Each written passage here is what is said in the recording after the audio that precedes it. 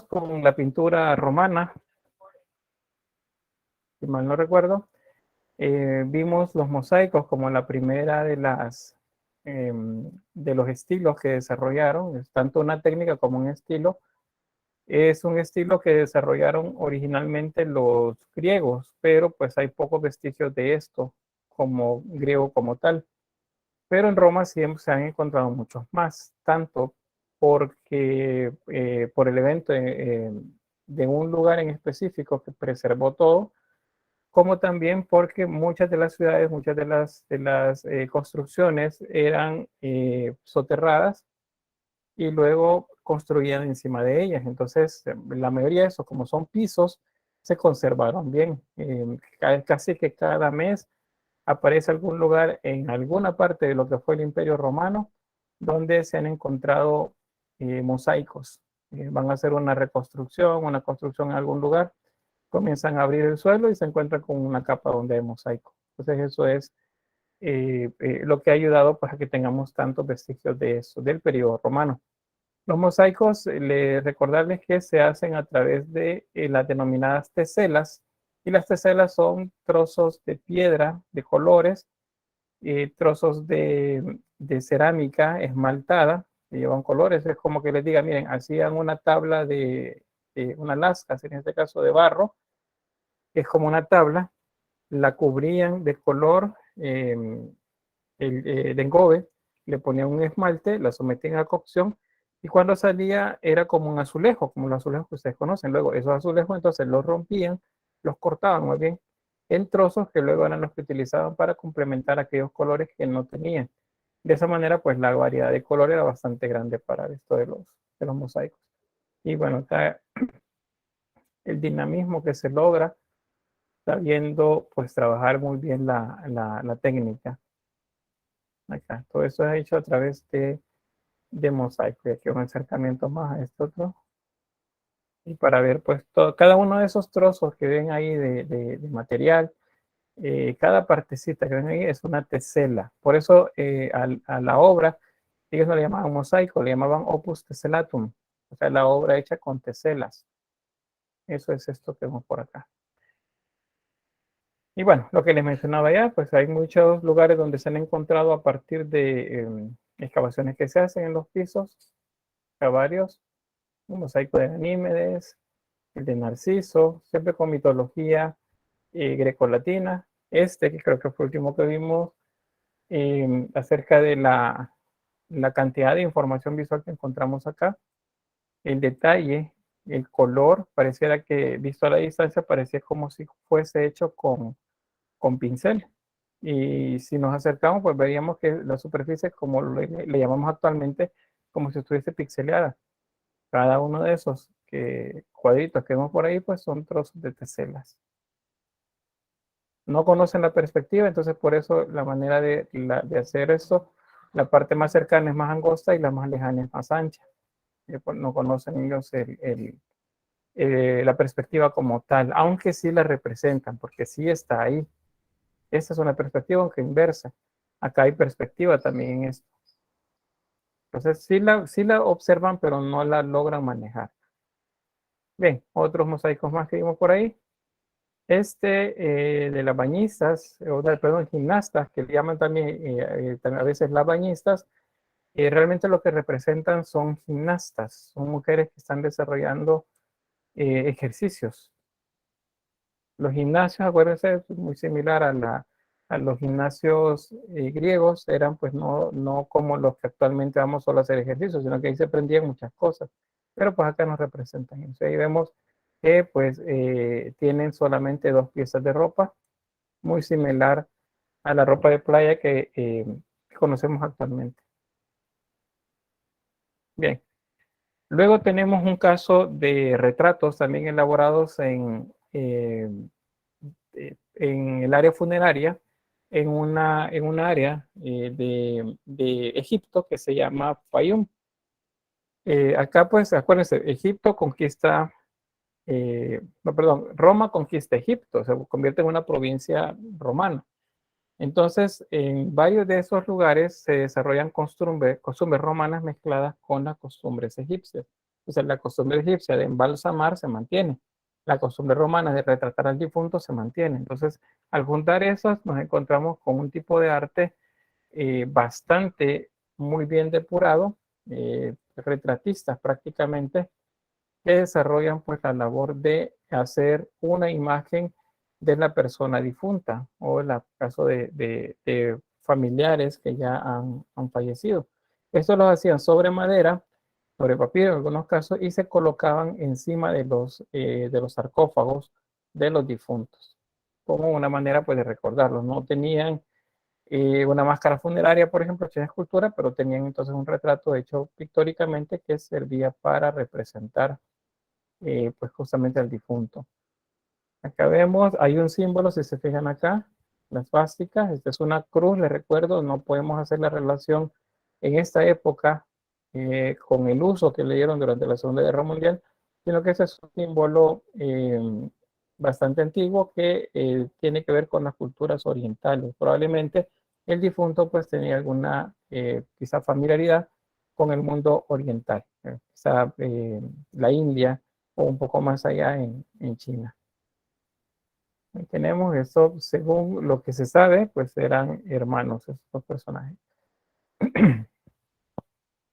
Acá el caso, ¿cómo era que se utilizaba? ¿Ven? Esa es la momia embalsamada, cubierta con la cantidad de tela, y sobre ella era que se pintaba. Yo pintura y ahí tienen el retrato. Entonces, así es como se usaban estos retratos. Vean que está otra momia también. Está amarrada, ¿ves? Probablemente la colocaban después de esto dentro del sarcófago y ahí se colocaba la tabla donde llevaba el retrato del difunto. Era justamente como que si estuviéramos viendo al difunto, pues como fue en vida.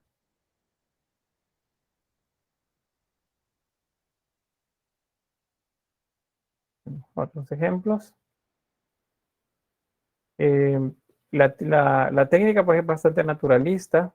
La pincelada se logra percibir en algunos casos, pero es una pincelada suave, muy firme, lo que nos dice que los retratistas pues, tenían bastante habilidad. Hay volumen, hay luz, hay sombra, y aunque en algunos casos los ojos nos parezcan un poco grandes, pues eso tiene que ver un poco con la costumbre de hacer los ojos grandes cuando se refería a que la persona iba a estar al frente de la divinidad. Entonces eso se suponía, van al mundo de los muertos, donde también hay divinidades, entonces los ojos se hacían más grandes. No es otra razón por ahí la que hay. Noten, bueno, si ustedes ya han trabajado retrato, sabrán que pues hacer esta volumetría no es tan fácil. Y al mismo tiempo trabajar con luz y sombra. ¿Ve? O sea, la luz marcada hacia el lado derecho del rostro del personaje.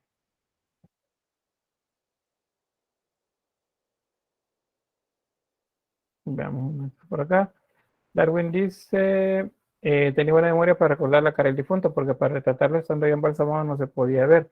Lo que sucede es que estos son encargos previos y en el caso que falleciera sin tener un retrato, pues el trabajo es apresurado para los retratistas. Deben trabajar rápido. En algunos casos tienen como base una escultura.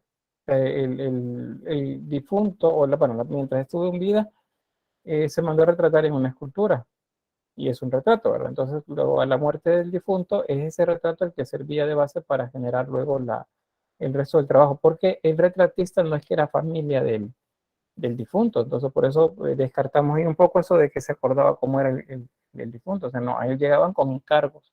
Entonces, esos encargos, les digo, se hacían previamente, no eran en el momento. Así garantizaban que al fallecer, pues tenía el rostro. Por eso, si se fijan, todos son jóvenes o al menos de una edad media, ni tan mayores ni tan jóvenes.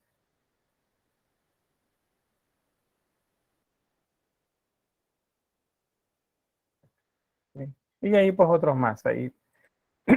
De eso, si buscan en Google, o cualquier otro buscador, pues van a encontrar bastantes. Hay una cantidad bastante grande, o sea, lo que nos dice que era una costumbre extendida la de hacer retratos de los difuntos.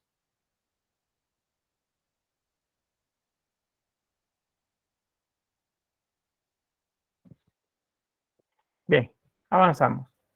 Bien, Pompeya. ¿Qué sabemos de Pompeya?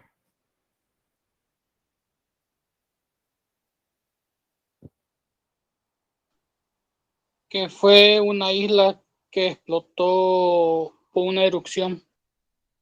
Una erupción volcánica, era un puerto, era una ciudad portuaria, o sea, estaba dentro, ¿sabes? La costa, eso sí. Bien, ¿qué más? Pompeya tiene que sonarle de algo. Hay una película, por cierto. Bueno, hay varias Es sobre películas. la erupción volcánica que la sepultó. Muy bien. ¿Saben cómo se llama ese volcán? No sé, el Monte Vesubio, no. Ah, entonces, sí ¿sabes? Sí, es el Monte Vesubio, correcto.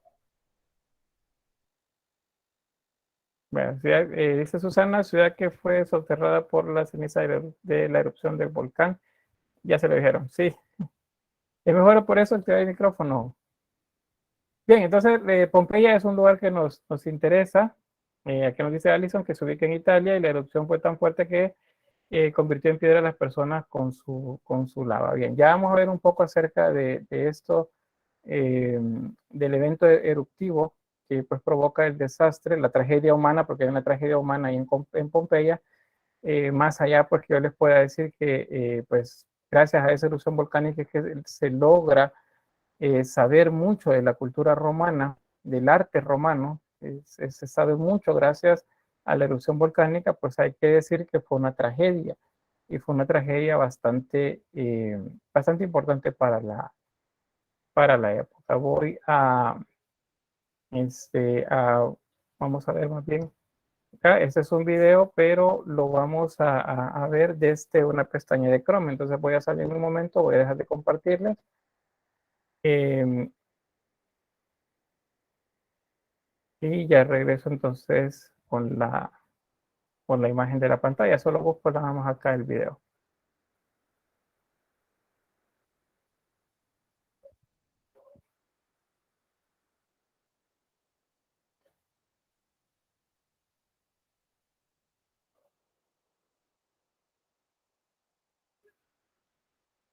Bien. Voy voy a hacerles una presentación de una pestaña de Chrome. Eso significa que el audio deberá mejorar. En la transmisión que les haré va a mejorar el sonido. Si ustedes escuchan con interrupción, si ven que la imagen se congela, eso tiene que ver ya con la conexión particular de cada quien. Así que voy igual a desconectar tanto el micrófono como mi cámara para que pues puedan tener ustedes la atención en el video. Si tienen audífonos, pues colóquenselos para que puedan escuchar mucho mejor y pues tengamos una comprensión del evento eruptivo que fue el que provocó el desastre de Pompeya. Así que vamos con eso en este momento.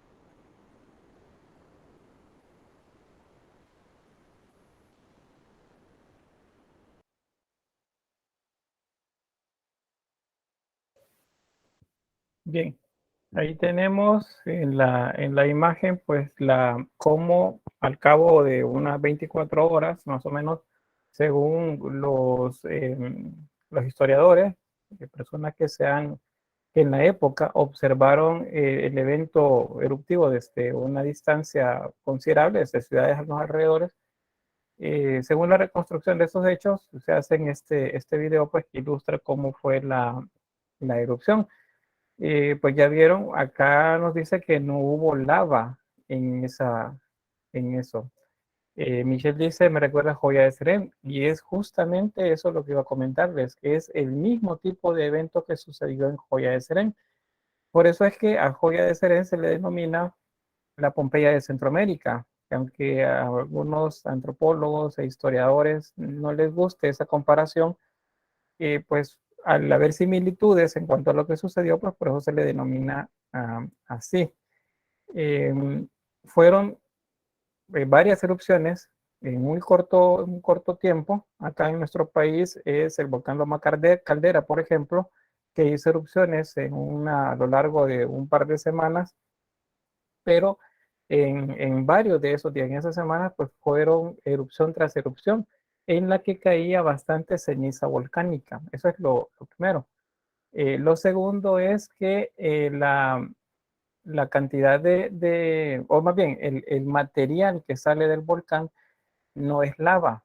La lava viajará a unos quizás 50, 25, 50 o quizás menos, 5 kilómetros por hora, dependiendo de la inclinación del terreno. Si ustedes estuvieron pendientes de la erupción en la Palma de Mallorca el año pasado en España, pues ahí veíamos, la gente pues caminaba a la par de donde pasaba el río de lava.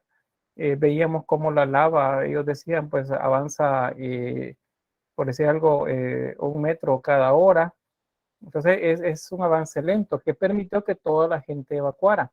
Pero en un evento de erupción volcánica de este tipo no hay espacio para evacuar, simplemente porque no hay tiempo. Entonces, aunque aquí nos lo presentan de manera así en el discurso visual, vemos que primero tiembla, la erupción al fondo, que probablemente hubo una erupción muy similar a esta que pues se marca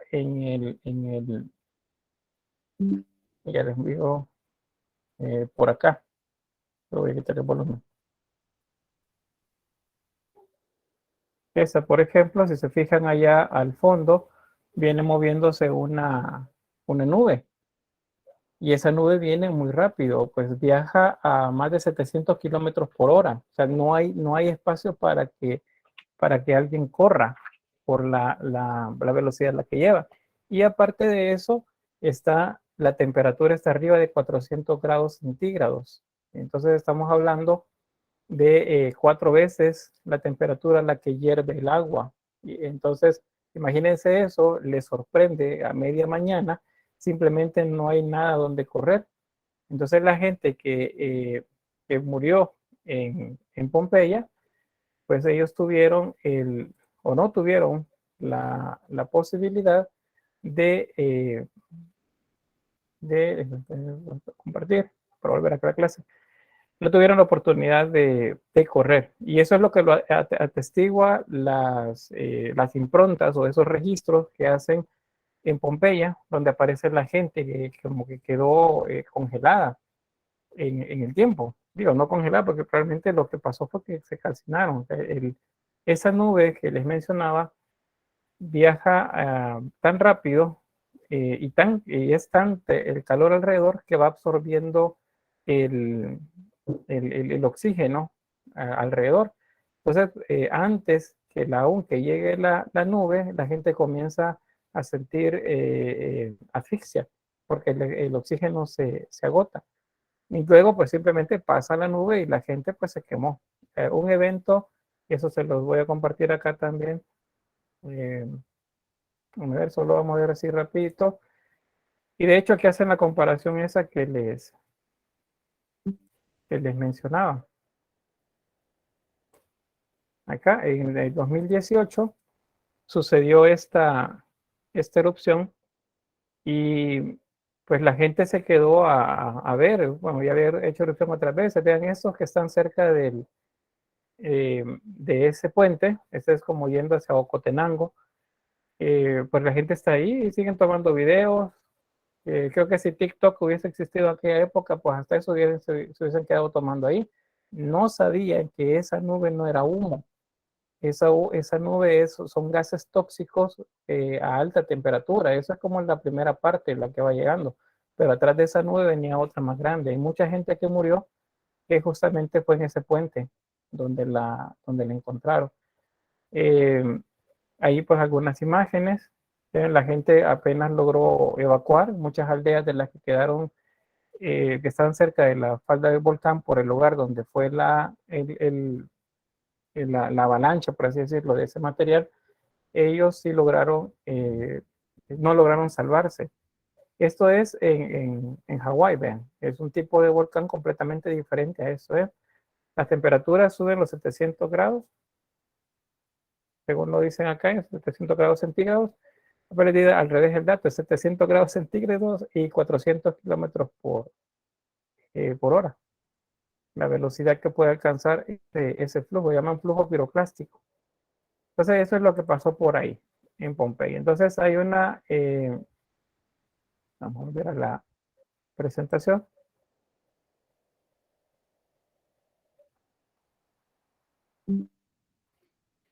Acá. Entonces, eso fue lo que sucedió en Pompeya. No fue lava. Eso debemos de desmentirlo.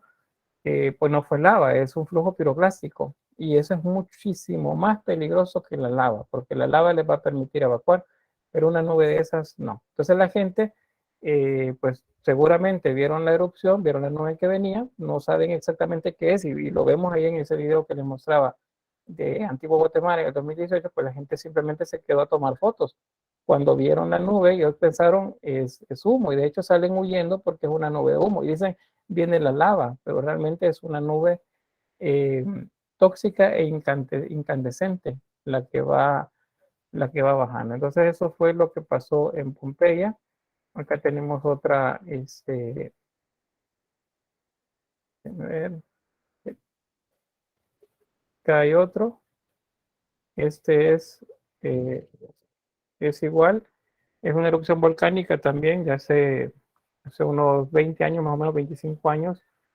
Y pues lo mismo, vean, ahí va esa nube.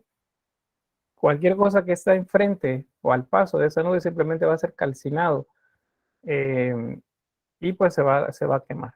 Eh, Ahí vean, hay gente corriendo. Murieron cerca de 35 personas en esta erupción.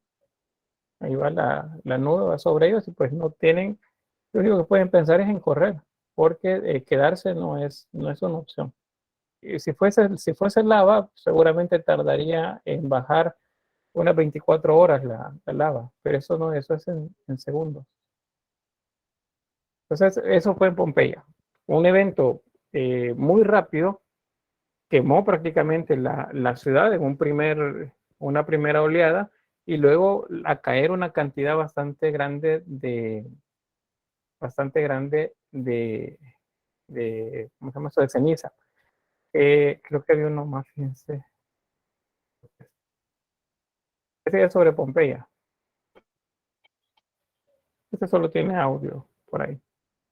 Ahí está. Herculano, por cierto, es la otra ciudad. Pompeya y Herculano son las más grandes de las ciudades que tuvieron ese problema. Y tenemos, eso es lo que quedó. O sea, prácticamente la ciudad se congeló. Todo eso quedó completamente sepultado de ceniza. Ya son algunos, vean, están las improntas. Esos no son los cuerpos de ellos. Lo que sucede es que cuando los arqueólogos estaban desenterrando, se encontraron huecos. Y a alguien se le ocurrió a esos huecos ponerle yeso, porque vieron que había marcas como rostros, manos dentro de esos huecos. Entonces le inyectaron yeso a los huecos y luego retiraron la ceniza. Entonces eso descubrió los cuerpos justamente como los había atrapado la erupción volcánica. Hay gente que intentaba cubrirse, vean, protegerse, la posición fetal es de protección. Hay quienes simplemente caían mientras iban corriendo. Hay quienes les han encontrado abrazando a niños, a otras personas adultas, como en este caso ahí, como intentando correr. y seguramente cayó pues ahí en las gradas. Entonces, eso es lo que se ve en Pompeya. Acá en nuestro país, como dicen, en la Pompeya de Centroamérica, en Joya de Serén, pues no se han encontrado cuerpos que sean producto de la muerte por el evento eruptivo. Eso significa que no, al menos hasta lo que se han descubierto ahorita, que es quizá un 10-15% de todo el terreno que está sepultado, no se han encontrado víctimas. Sí se han encontrado cuerpos, pero esos corresponden a enterramientos, o sea, gente que fallecía en épocas anteriores a esa erupción y que las enterraban pues cerca de las casas, porque esa era la costumbre. Entonces no hay víctimas, al menos encontradas hasta la fecha. Solamente creo que un pato y unos ratones nada más que han encontrado los esqueletos que se encontraron pues sepultados. Este fin de semana, por cierto, el día sábado, acompañé al grupo de Historia 3 que hicieron una visita a Joya de Serén, y es una de las cosas pues, que se les explicaba acerca de que recordaran pues esto que vemos nosotros por acá. O sea, que si ustedes luego van a Joya de Serén el próximo año, pues recuerden pues, cuál fue el tipo de evento eruptivo que lo afectó. Acá en nuestro país seguramente les dio chance a la gente para que evacuara, o sea, la gente se fue.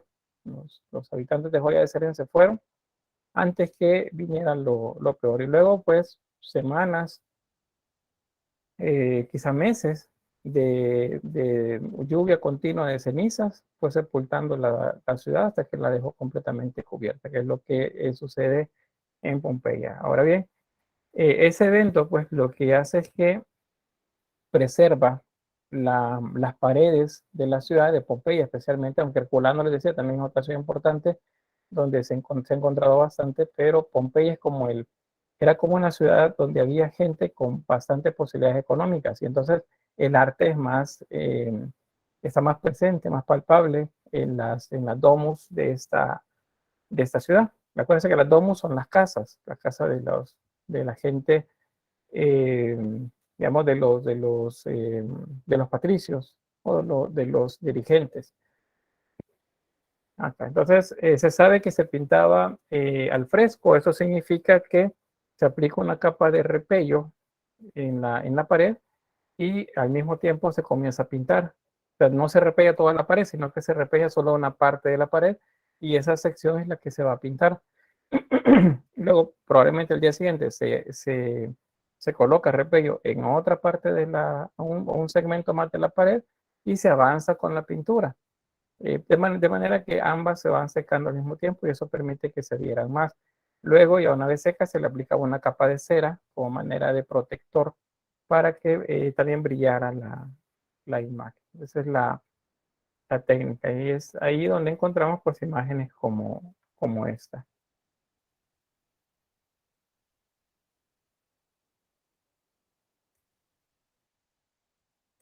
¿Ven? La calidad de la pintura. Bueno, ustedes ya han trabajado seguramente pintura o de retrato, o en la que deben pintar personas, y ustedes saben todo lo que implica pues ese tipo de detalles, la posición de la mano, que eso es escorzo. Igual ellos no lo manejaban como tal, pero lo representaban. El color de piel, el gesto, el fondo, la transparencia. Si se fijan acá, estas telas, estas inferiores, son transparentes, permiten que se vean las piernas abajo de él. Bueno, por acá. Arriba, decoración con color. Este es el que imita el mármol o imitan las piedras semipreciosas. Y luego la decoración geométrica. Acá. Y se fijan, ahí hay unas básicas también en medio, una cruz en medio de cada una de ellas. Bien. ¿Qué se sabe de la pintura romana? Primero, pues que hay un antecedente etrusco. Ese es el que nos habla de arte funerario, retratos de los difuntos, algunos elementos que nos hablan acerca de la vida del difunto, qué es lo que hacía él y cuál era su trabajo, qué tipo de actividades realizaba. Pues eso es lo que está viendo por ahí, acá. Y eso lo mantienen los romanos. La influencia griega también especialmente el periodo arcaico clásico, es donde más se encuentra. Del helenístico, lo que sucede es que prácticamente el helenístico corresponde una buena parte al dominio romano. Entonces ahí hay una mezcla de a lo que llamamos grecolatino. Entonces acá esa es hecha en tabla, y eso pues ya es como el estilo romano.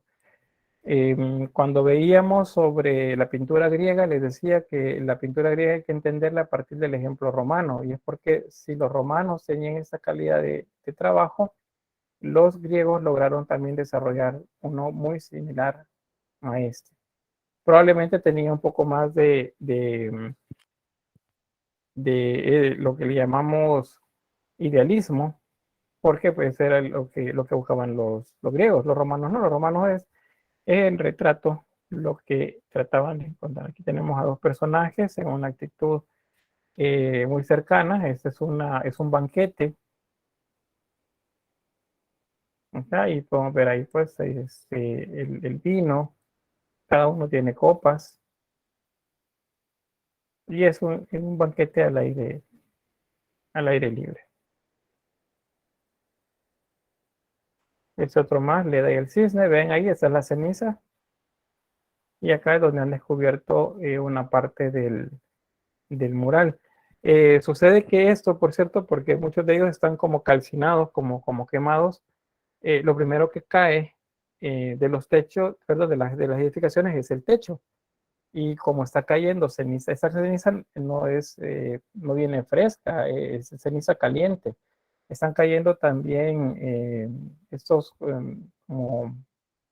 como escoria que cae incandescente del volcán, cae también sobre la ciudad. Entonces se producen muchos incendios. Entonces hay bastante de esto que tiene signos más bien de calcinación, o sea, de que hubo fuego cerca de ella. Hay ceniza, producto de la combustión, aparte de la ceniza de origen volcánico que hay en ella. Pero pues hay mucho trabajo que sí se logró rescatar. Vean qué interesante. Eso lo vamos a ver ya dentro de unos minutos, que es sobre los tipos o los estilos pictóricos que se pueden encontrar acá. Este es el que tiene que ver con el paisajismo. Es una pared, pero los dueños de la casa pues querían tener una parte del jardín dentro de la casa. Entonces hacen como si fuese una puerta, y ahí pues les realizan un mural bastante grande que cubre prácticamente toda la pared y que abre la casa al exterior. O sea, es como que la gente ahora puede ver hacia afuera, como si pudiese ver hacia ese jardín, y en el que representa pues la fauna. Hay unos mascarones, que son estos rostros que están por acá, que están dañados. Eh, Acá tenemos pilastras con cabezas humanas, y sobre ellas también, porque son como manera de pedestales, sobre ellas unos cuadros que retratan mujeres. Y bueno, en la frente, la transparencia del agua y las aves ahí alrededor. Estos paisajes se vuelven testimonio también de la flora y la fauna que existía en la época. A los biólogos les interesa también sobre eso, porque a partir de lo retratado acá, ellos pueden saber qué plantas había, que todavía que a lo mejor existen o quizá ya no en esa región, igual que los pájaros.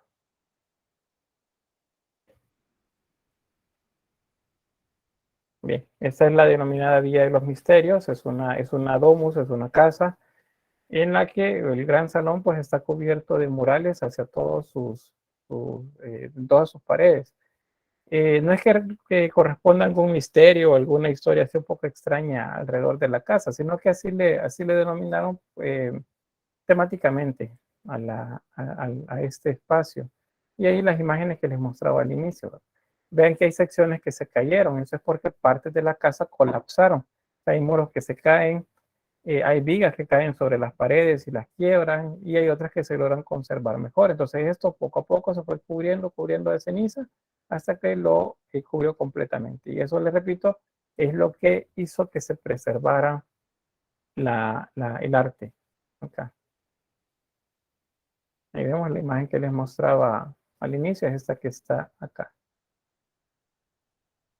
Bien, preguntas, comentarios.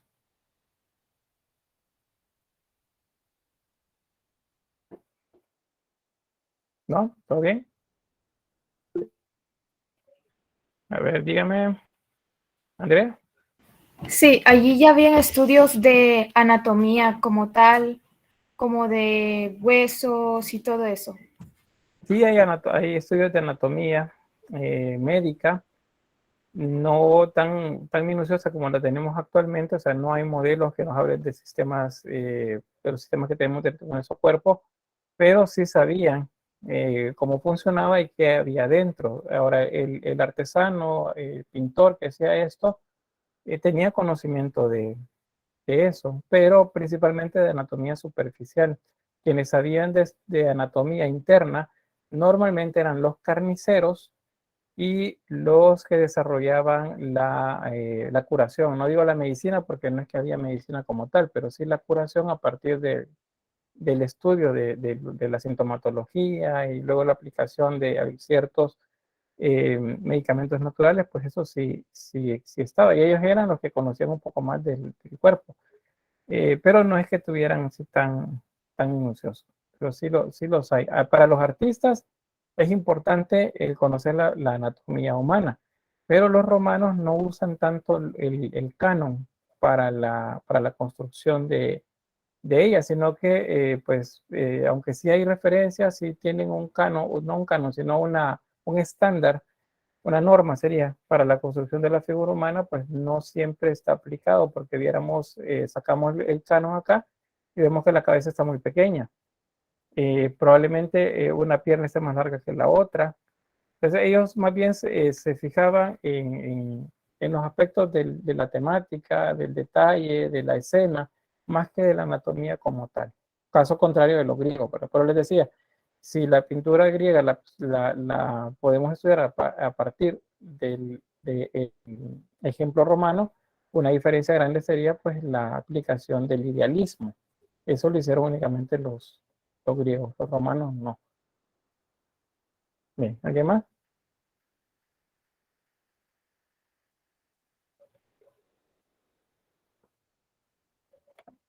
Bueno, avanzamos. Bueno, otra imagen por ahí. Siempre es la vía de los misterios. Vean los colores tan brillantes. Normalmente los colores rojos tienen que ver con la élite. Entonces, esta seguramente era una casa de alguien de élite. Y las temáticas son bastante mitológicas, por cierto. Aunque hay registros también de la vida cotidiana y aunque hay registros también de estos que vemos acá, que son los estilos pictóricos. O sea, son como agrupamientos en los que podemos colocar características similares de algunas pinturas. De manera que podemos decir, bueno, esa corresponde a ese estilo es de este tipo, ese estilo es de este otro. Entonces, juntos, casi que en un edificio, los estilos están juntos, pero se pueden observar o estudiar de manera separada. Entonces, vamos a ver eso. El primer estilo se llama de incrustaciones. Y la característica es que imita la decoración del mármol. O sea, es una pintura hecha en las paredes en la que el artesano lo que hace es copiar la textura del mármol. No sé si ustedes ya han intentado copiar la textura del mármol para alguna pintura o algún mueble en la casa, ¿verdad? Es colocar un fondo, luego hacer difuminaciones, luego tratar de colocar vetas imitando las grietas del material. Entonces, eso es básicamente lo que se hacía acá. Lo hacían en franjas horizontales en la base de los muros, es decir, en la parte inferior. Los colores que principalmente se utilizan son amarillos y rojos para hacerlo. Y pues hay registros que los griegos también lo utilizaron y por eso se dice que es de origen griego, pero lo conocemos más a plenitud en el ejemplo romano. Por el lugar donde está colocado en la pared, se dice que hace el papel de un zócalo, que es la parte de abajo de decorativa de las paredes. La zona media esa se descompone a su vez en diversas capas de mármol. Y la superior en un friso corrido generalmente blanco que complementa la representación. O sea, la parte inferior más oscura, la parte media con mezclas de colores como si tuviéramos bloques de mármol de diferentes colores, tal vez uno verde, un blanco, un jaspeado, un gris, para generar como mosaico. Y en la parte de arriba que sería como un friso decorativo también, es decir, hecho con pintura. Vamos a ver los ejemplos. Aquí seguro que me captan mejor cómo es esto. Y luego se lo voy a enseñar en las pinturas más completas, donde aparecen ya la vista completa de la pared. Bien, estos son eso de incrustaciones. Lo que hacían era, el que hacía la construcción, a la hora de poner el repello, creaba algunos como manera de bloques, como esos que ven acá.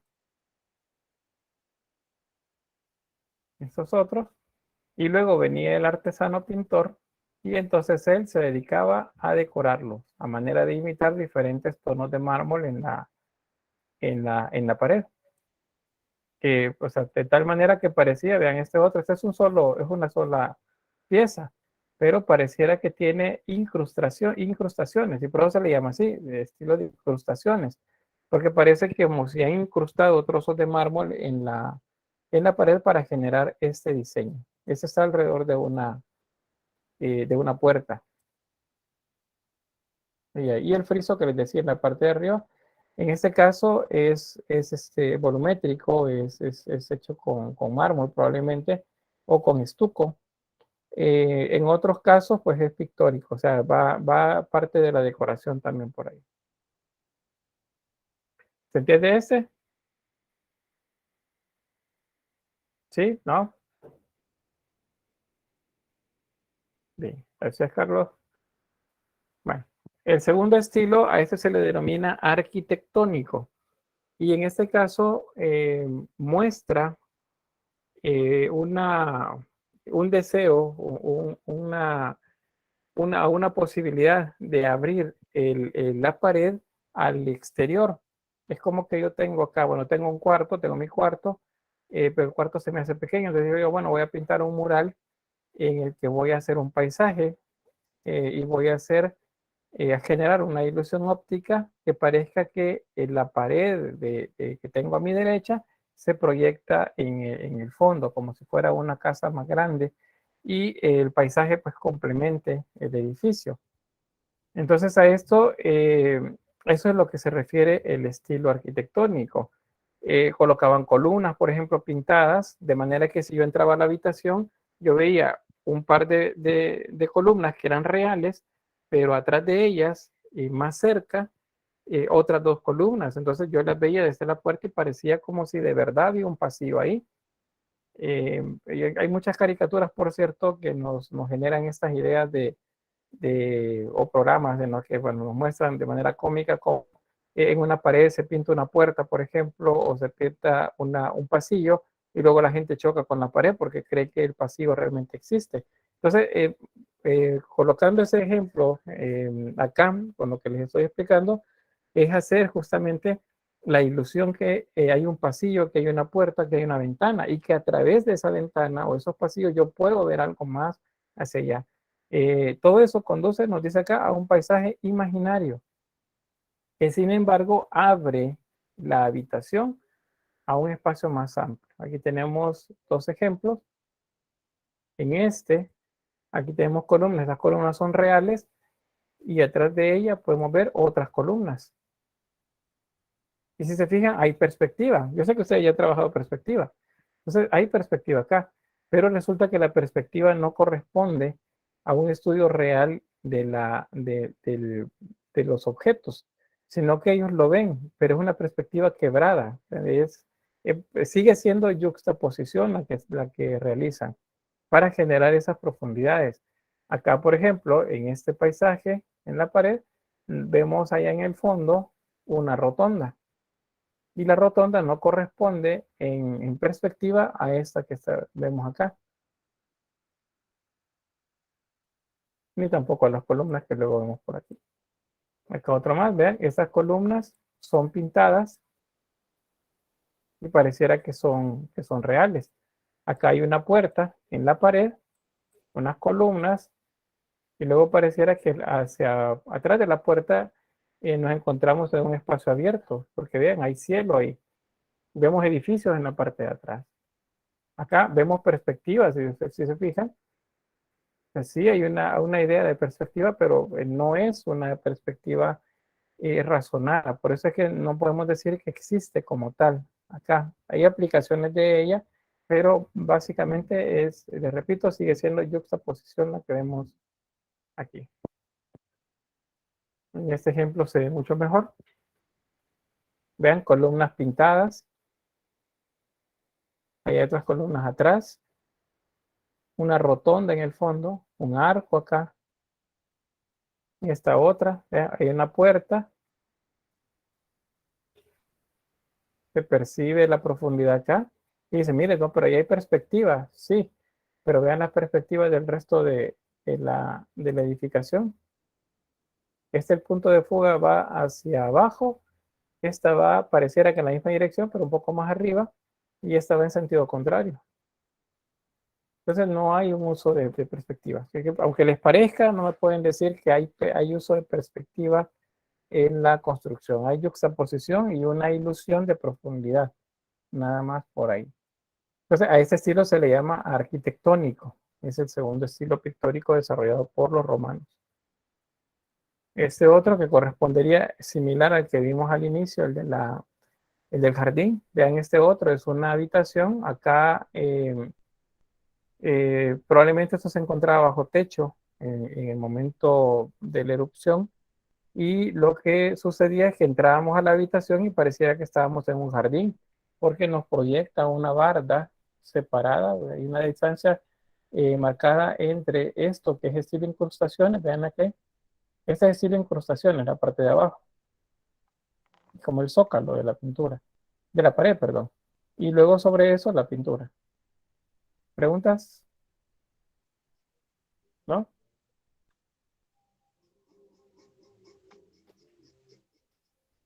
No. Bueno, avanzamos.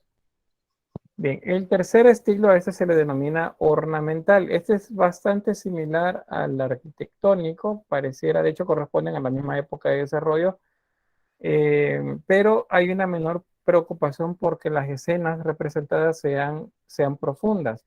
El énfasis decorativo está en los detalles de adorno alrededor de las puertas o en las paredes mismas, o en las ventanas, por ejemplo. Entonces, se encuentran cuadros, pintan cuadros en las paredes y alrededor le agregan decoraciones. Algunas decoraciones pues nos recuerdan a los grutescos, que son estos elementos fitomórficos o mórficos o antropomórficos que se colocaban de manera estética en los bordes de las construcciones. Ya vamos a ver por acá el ejemplo. Ven eso acá. Si se fijan, no hay profundidad, es más bien la decoración, o sea, se ha seccionado en elementos geométricos la pared, se colocan acá estos como candelabros, acá, y hay pinturas en ellos. Me verifican ahí quién tiene encendido el micrófono. Acá hay otro más. ¿Ven? El color es, o sea, hay fondo, no hay profundidad, y acá hay una pintura. Y pareciera que todo el resto de decoración lo que está haciendo es enmarcando esa pintura. Acá tenemos estas imágenes, estos serían como unas cariátides. Acá. Las cariátides son esas mujeres que hacen a veces de escultura, de columna, perdón. Que me tiene encendido el micrófono por ahí. Cecia, ¿cree que me verifique el micrófono, por favor?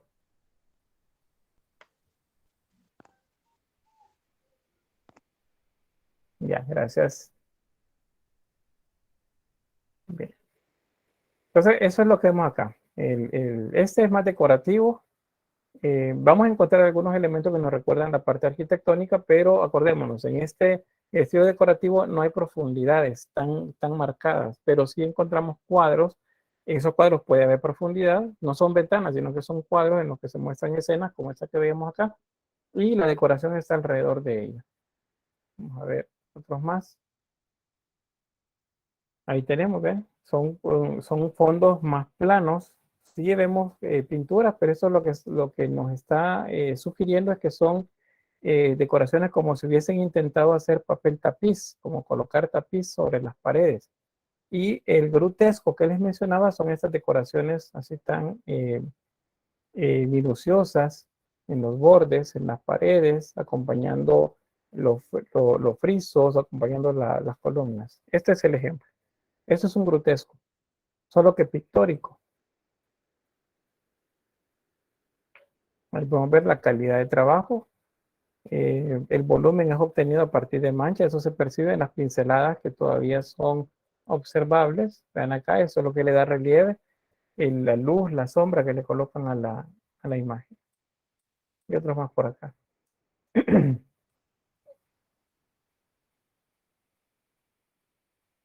Ahí está. Y otro más. Vean lo que les decía, pinturas. Y luego la decoración alrededor. Mucha decoración alrededor. Ese es el tercer estilo. El cuarto estilo, este se llama del ilusionismo arquitectónico. En este caso es una mezcla prácticamente de los estilos anteriores. Es decir, que sería como un estilo que engloba los tres anteriores, que cuando en una habitación están mezclados, entonces hablamos del ilusionismo arquitectónico. En este se combinan motivos imaginarios con escenas que parecen lógicas dentro de la decoración estructural que se ve, que pareciera como si rompen la pared y vemos hacia afuera.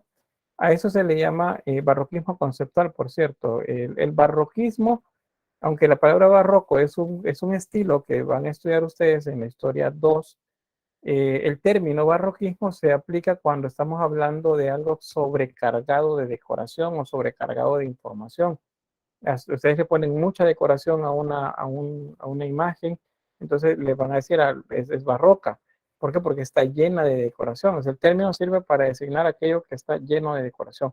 No necesariamente estamos hablando del periodo artístico.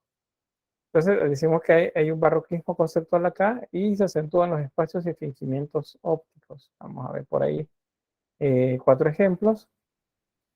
Tenemos este. Vean, pareciera que es el alar de un techo. Es una pared plana, pero acá nos pareciera como si es externo, o sea, como si sale, como si rompiera la pared. Vemos las columnas, las pilastras también. Acá la decoración. Noten que todavía se perciben las pinceladas.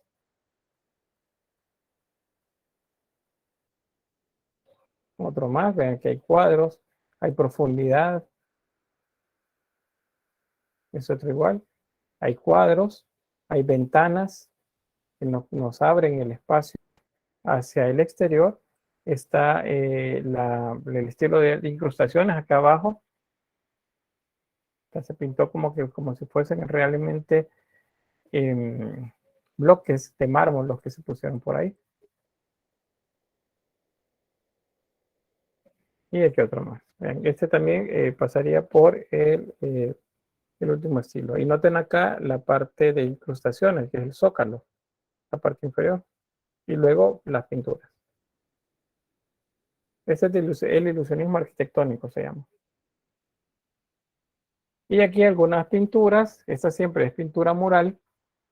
Probablemente hubo pintura en tabla, eran cuadros que se colgaban en las paredes o se colocaban en espacios más abiertos, pero pues la madera no sobrevivió el paso del tiempo. Y si había madera acá en Pompeya y cayó pues ceniza caliente, probablemente se quemó. Entonces pues lo que existe es lo que estaba únicamente en las paredes, que fue cubierto por las cenizas. Y ahí vemos a partir de eso que a nivel estilístico, pues notamos que hay naturalismo, las imágenes se ven lo más natural posible, no hay un sentido de aplicación de un canon, que eso es griego. Acuérdense, los romanos no pensaron tanto en el canon, sino nada más en la representación natural de las imágenes. Y pues las cabezas nos parecen o muy pequeñas o muy grandes para los cuerpos. Luego tenemos siempre como una norma la parte jerárquica a través del tamaño. O sea, el tamaño nos dice qué tan importante es el personaje. En esta pintura, esta de acá, esto es el Dédalo, ese es su hijo Ícaro, y se fijan, está haciendo como unos bambúes que se supone son para hacer las alas. Y el Dédalo le está dando la vaca de metal a la esposa del rey en Creta. ¿Recuerdan la historia de que pues Poseidón hizo que se enamorara la reina del toro de Creta? Y pues ella mandó a hacer con Dédalo una vaca para meterse dentro de la vaca y que el toro copulara con ella. Y ahí nace el Minotauro, ¿verdad? Esa es la bien. Entonces acá vemos en la imagen la reina, las doncellas y ancianas alrededor de ella, Dédalo e Ícaro a la par. Y noten que el tamaño de él, que es sería el segundo plano, es bastante pequeño con respecto al plano último, que es donde está la reina. Si la reina se pusiera de pie, es más alta que él. Eso nos dice que hay jerarquía en la representación de las imágenes por acá. Igual, Ícaro sería entre todas las imágenes el de menor rango y ese más pequeño, aunque para el tamaño que pareciera que tiene, la cabeza es demasiado pequeña. Y aquí otras más. Lo mismo, la jerarquía a partir del tamaño. Esto es como un espacio más íntimo, como si fueran unas habitaciones, por eso vemos desnudez acá y unas señoras como que observan desde afuera la escena. Estos eran cuadros que estaban ahí en las paredes. Aquí otros más. Cuadros que nos hablan acerca de fiestas, hablan acerca de las uniones entre entre Ares o Marte, sería en este caso Marte y Venus. Acá, y tenemos Eros, el hijo de ambos. Y acá, y la desnudez. Dentro de la pintura, tanto encontrada en Pompeya, Herculano y otras ciudades romanas, tenemos la pintura erótica. Todas las culturas desarrollan algo que se llama arte erótico, porque el arte erótico vinculado al sexo tiene relación con la fertilidad, y las culturas antiguas pues han tenido bastante culto hacia la fertilidad, en la imagen de la diosa madre, por ejemplo. Entonces eso es lo que vemos por acá con estas imágenes. Pues son bastante gráficas, hablan por ellas mismas acá, y estas eran encontradas en las termas, por ejemplo, o encontradas en los denominados lupanares, que son prostíbulos. Los prostíbulos eran parte de la cotidianidad de la ciudad romana, era algo completamente bien visto en la existencia de estos lugares. Entonces, estas pinturas eran colocadas ahí como una manera de incentivar visualmente a los que llegaran al lugar. Se sabe también de estas pinturas que algunas de estas estaban en los baños, en las termas, por ejemplo. Muchas de esas estaban vinculadas a un mensaje, y ese mensaje lo que hacía era promocionar, o por lo menos señalaba un lugar en donde había prostitución.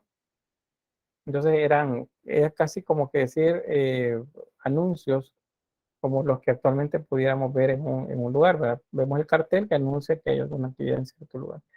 Entonces, la prostitución es algo que se hacía en Roma de manera natural. De hecho, la etimología del término es prostatuere, significa la que se sitúa adelante en la cópula. Y pues por eso se dice que es el oficio más antiguo, ¿verdad? Las culturas mesopotámicas aún pues existía la prostitución, y en algunos casos vinculada al templo, que estamos hablando de la prostitución sagrada. Entonces estos eran pinturas, les repito, muy explícitas de contenido sexual, y en estas normalmente el área genital sí se marcaba más. Acuérdense que en el resto del arte no se marca, porque simplemente no interesa, no es el punto focal de la imagen. En ese tipo de pinturas sí. Ahí tenemos otras más. Y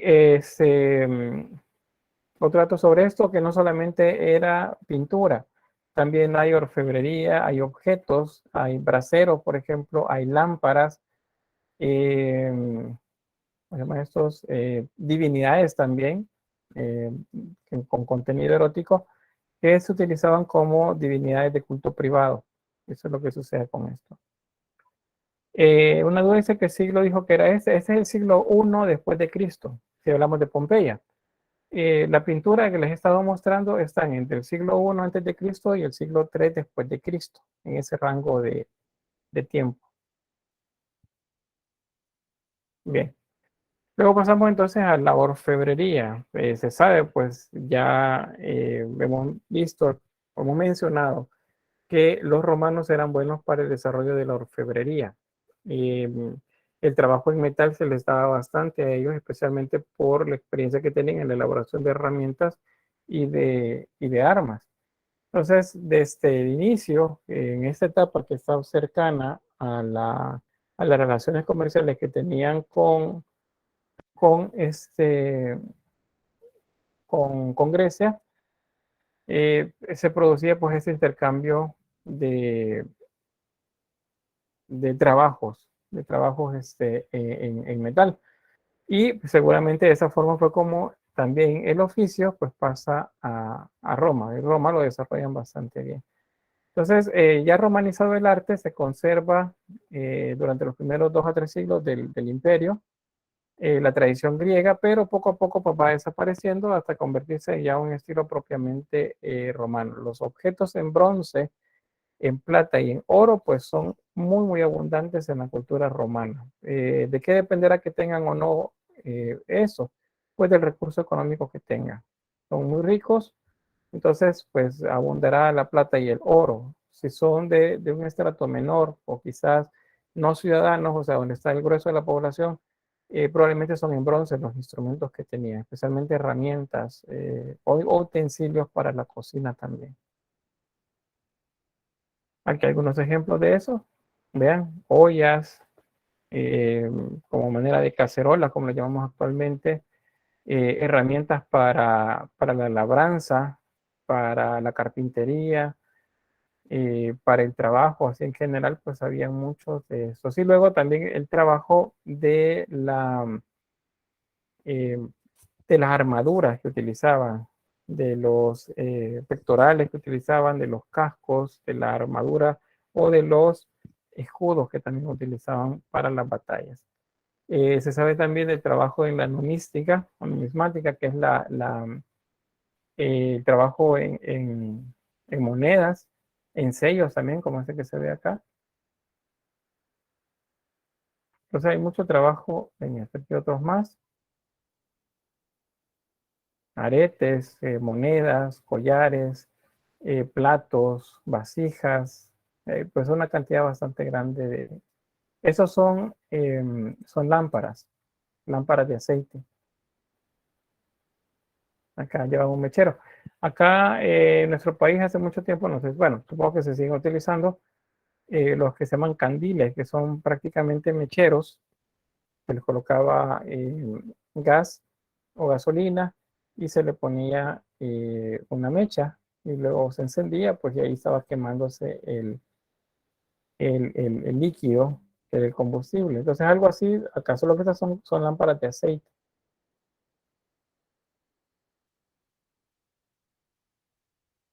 Acá, esta es una moneda, es un denario, es decir, una moneda era pequeña.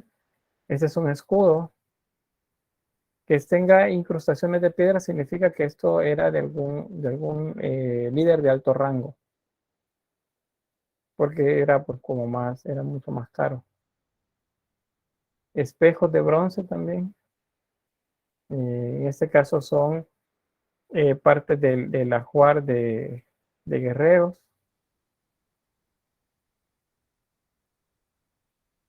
Arneses para caballos, era como como máscaras que les ponían a los caballos también, o parte de las armaduras que les colocaban. Y acuérdense que los caballos los llevaban a la batalla, entonces había que protegerles también con armaduras. Todo eso se hacía a través de la orfebrería. Bien, preguntas sobre orfebrería.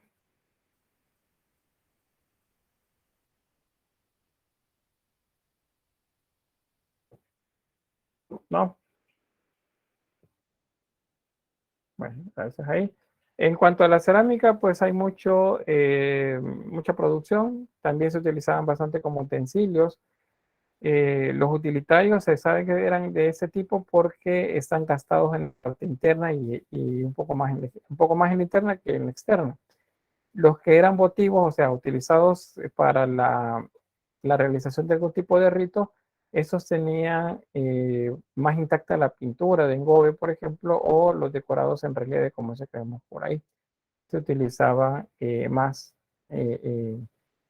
menos color, sería en este caso para los romanos, pero no significa que no hayan tenido un desarrollo bastante grande. Hay mucha cerámica con motivos eróticos, como este que ven por acá. Ya les decía, eso es común en todas las culturas, tanto las africanas, las europeas, las asiáticas, acá en América. El arte erótico es importante porque está vinculado a la fertilidad, y el culto a la fertilidad es de los primeros que desarrollan todas las comunidades a nivel de todo el mundo. Luego tenemos acá una pintura. Esta es hecha con engobe sobre sobre la vasija.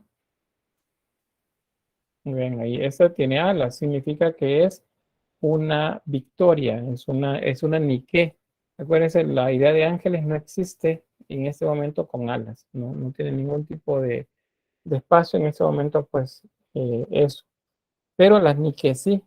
Entonces, cada vez que si hablamos de Roma o de Grecia y ustedes ven seres con alas, son victorias o Nikes, las diosas de la victoria.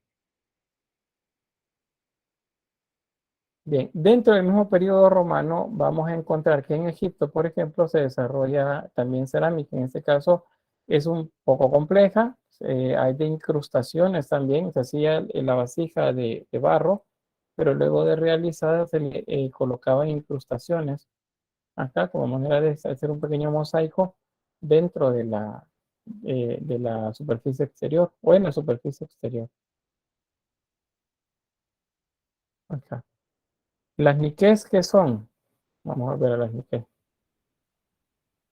Solo que es con K, Nike, y tilde en la E. Una Nike es una diosa de la victoria. Recuerdo que se las mencioné en Grecia cuando veíamos la Atenea Partenos. La imagen de Atenea siempre tiene una Nike en la mano. Es con una mujer alada, pequeña, es una diosa de la victoria.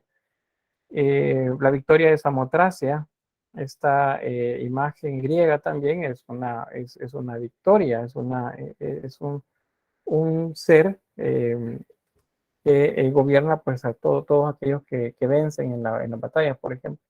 También les mencioné que las imágenes en los monumentos de independencia que hay en Latinoamérica, en Europa, que corresponden al periodo neoclásico posterior, también son niqués, no son ángeles. Equivocadamente le llaman ángel, el ángel de la paz, el ángel de la victoria, el ángel de la libertad, pero no son ángeles, son niqués. O sea, una niqué es una diosa de la victoria, así de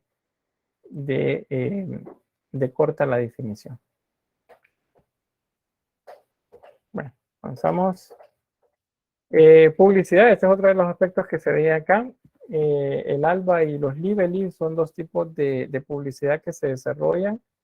Tenemos de este tipo. Vean ahí en las paredes, tanto los que eran permanentes, que estos se hacían grabados, como lo ven acá, esos de acá arriba, eran avisos grabados, publicidad en muchos casos, para el emperador o algunos de sus generales.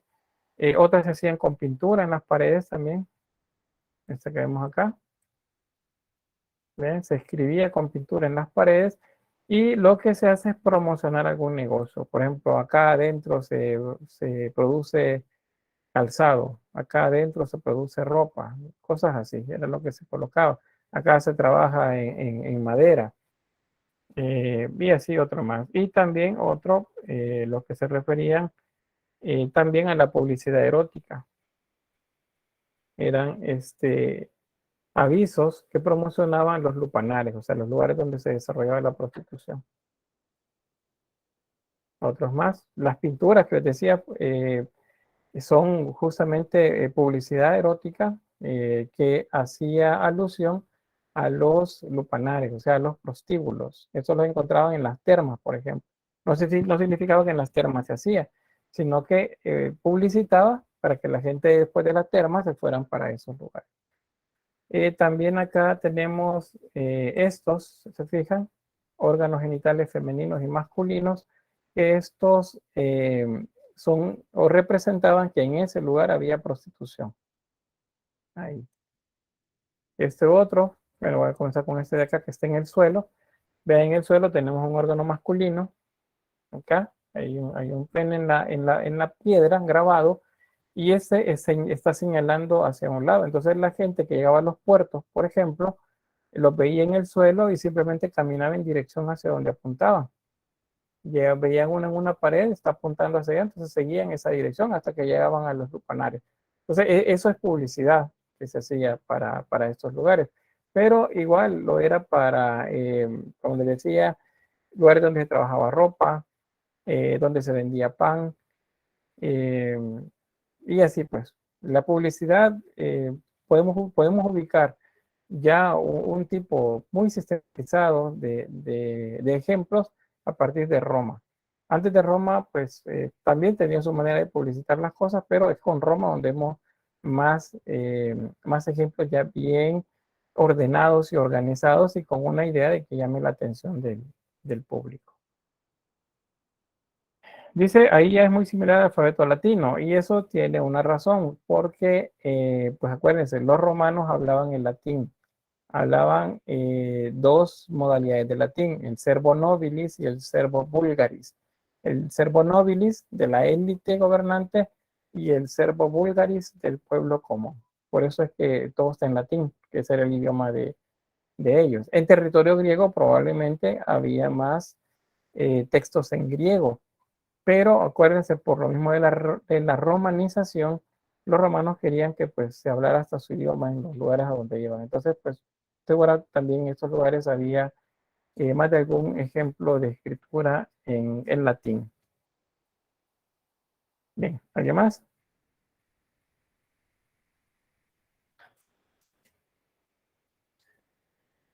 ¿No? Bueno, nos quedamos entonces por acá y terminamos la temática referida a Roma. El material, como les mencioné, ya está en el aula virtual. Bien, cierro grabación acá.